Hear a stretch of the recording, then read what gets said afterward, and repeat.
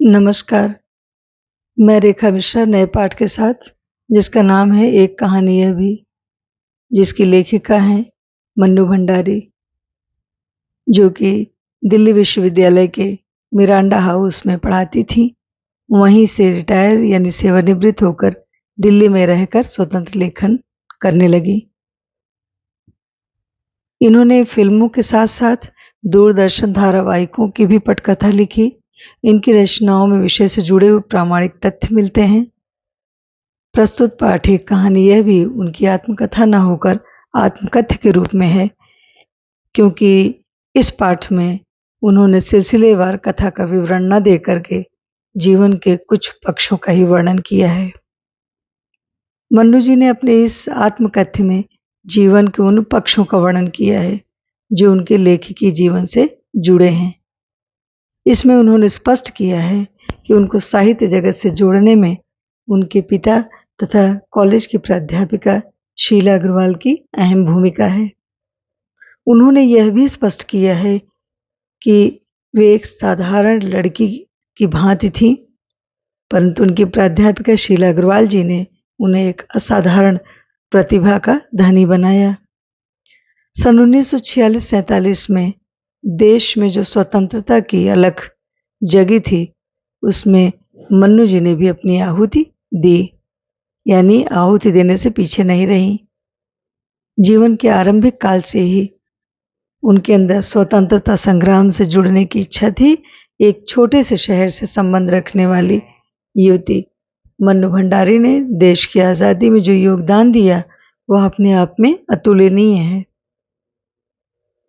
शुरुआती दौर में उनमें जो जोश, उत्साह, संगठन क्षमता थी, जो उनका विरोध करने का तरीका था, वह भी अपने आप में अद्वितीय था,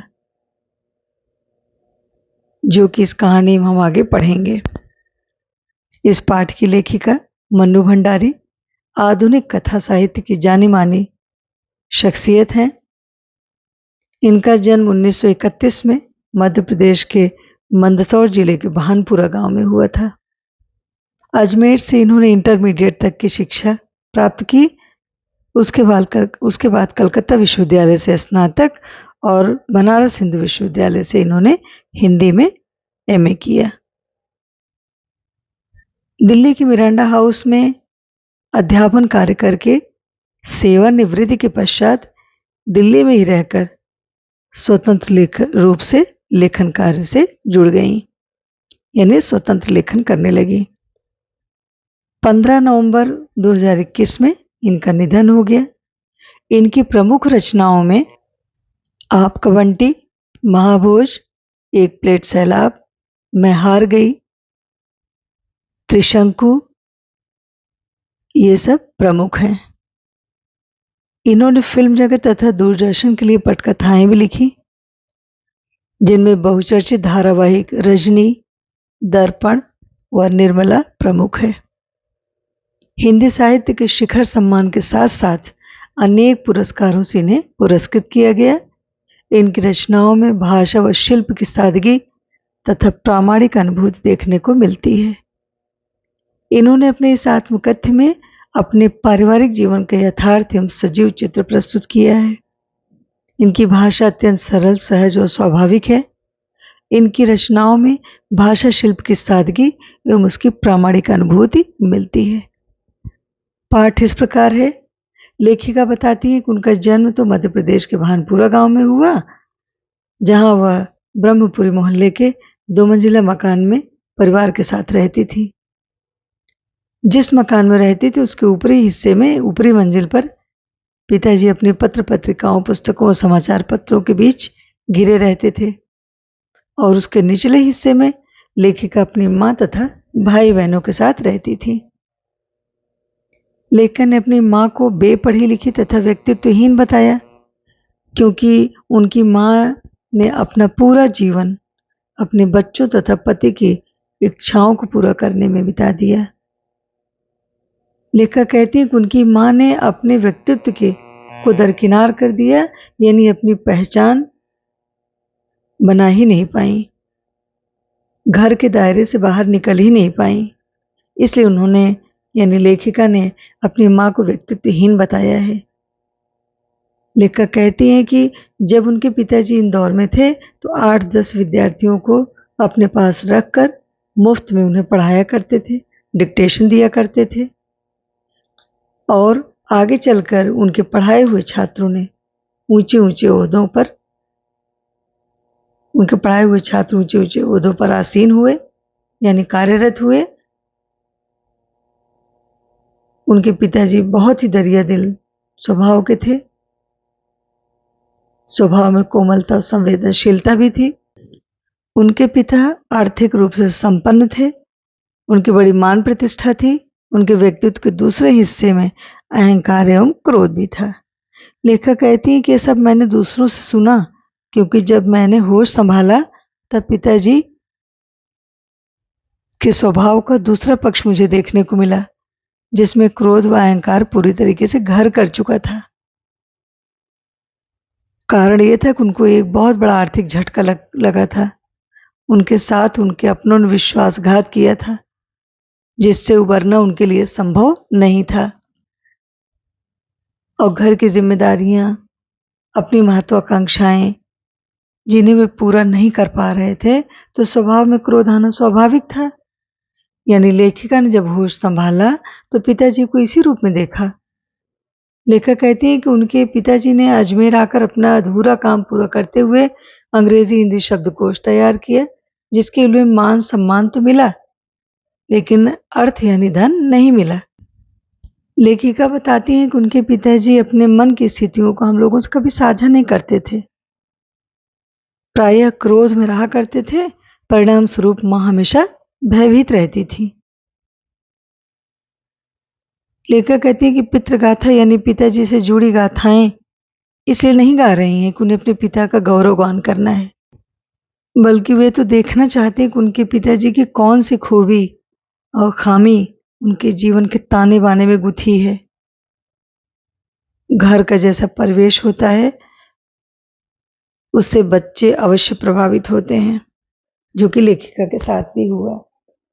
उनके पिता का लेखिका के प्रति जो व्यवहार था, उसने अनजाने अनजाने लेखिका के मन में अनेक ग्रंथियों यानी कुंठाओं को जन्म दे दिया। इसी सिलसिले में लेखिका बताती है कि वे बचपन में काली और दुबली पतली थी।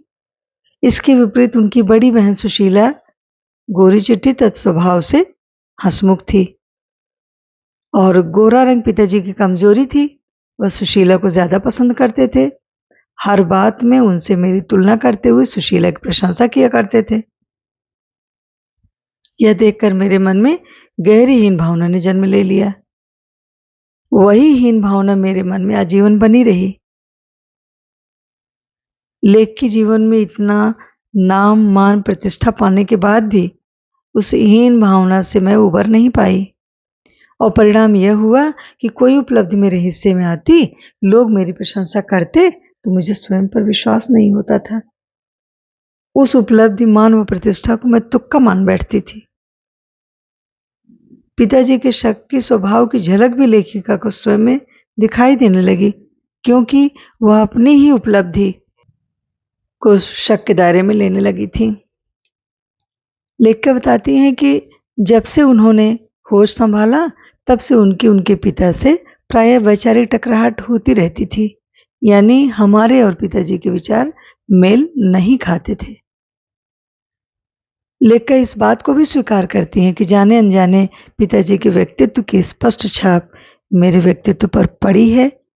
वे यानी उनके पिता प्रतिक्रिया, प्रतिछाया, कुंठा आदि रूपों में उनमें मौजूद हैं और वे कहती हैं कि उनका आस्तन्न अतीत यानी बीता हुआ कल तथा पिताजी द्वारा मेरे प्रतिक्रिया किया गया व्यवहार मुझ में जड़ जमाए बैठा है। चाह कर भी उससे वे मुक्त नहीं हो पा रही हैं। बाल मन बड़ा ही कोमल होता है। बच्चों को बड़े ही प्यार व दुलार से, नरमी से उनसे पेश आना चाहिए, क्योंकि बाल मन पर जो छाप पड़ती है वह ताउम्र पीछा नहीं छोड़ती है। अब पितृगाथा से आगे लेखिका अपनी माँ के व्यक्तित्व का वर्णन करते हुए कहती हैं, मेरी माँ का स्वभाव पिताजी के स्वभाव को ठीक विपरीत था। वे पढ़ी लिखी नहीं थीं, लेकिन अत्यधिक धैर्यवान और सहनशील थीं। वह पिताजी के क्रोध तथा उनके द्वारा की जाने वाली ज्यादती को अपने भाग्य का हिस्सा मानते हुए बच्चों की हर फरमाइश को अपना फर्ज समझकर बड़े सहज भाव से स्वीकार करती हुई चलती थी। एक पत्नी व माँ के दायित्व को सहर्ष पूरा किया करती थी। उन्होंने अपने लिए न कभी कुछ मांगा न चाहा, बल्कि अपनी इच्छाओं और भावनाओं का दमन करती रहीं। लेखक कहती हैं कि माँ ने अपनी पूरी जिंदगी पिताजी व हम भाई बहनों के लिए कुर्बान कर दी, यानी पूरी जिंदगी हम लोगों के लिए जीती रहीं। लेखक शुरू से ही देखती रही कि माँ पिताजी के क्रोध का शिकार होते हुए चुपचाप उनकी डांट सुनकर तिरस्कार को सहन करके शांत रहती थी। उनके मन में माँ के प्रति गहरी सहानुभूति थी। निहायत मजबूरी में लिपटा हुआ माँ का त्याग लेखक को भी पसंद नहीं आया, इसलिए लेखिका ने माँ के द्वारा किए गए त्याग व सहनशीलता को अपने जीवन का आदर्श नहीं बनने दिया। वे मानती हैं कि माँ का यह व्यवहार उनकी मजबूरी का परिणाम था। माँ ने कभी अपने व्यक्तित्व को तरजीह यानी महत्व नहीं दिया। माँ के द्वारा किया गया त्याग, सहिष्णुता लेखिका ने अपने जीवन का आदर्श नहीं बनने दिया। आगे की कहानी एक कहानी है अभी भाग 2 में।